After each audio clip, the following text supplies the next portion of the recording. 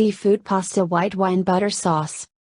Ingredients: 4 tablespoons butter, 1 clove garlic, minced, 1 pound shrimp, deveined and peeled, 1 pound mussels, 1 pound clams, 1/3 cup white wine, 10.5 ounces canned clam sauce.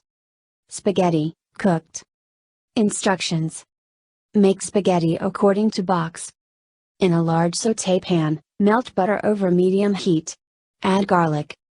Add in shrimp and allow to cook 2 to 3 minutes. Add in mussels, clams, and white wine.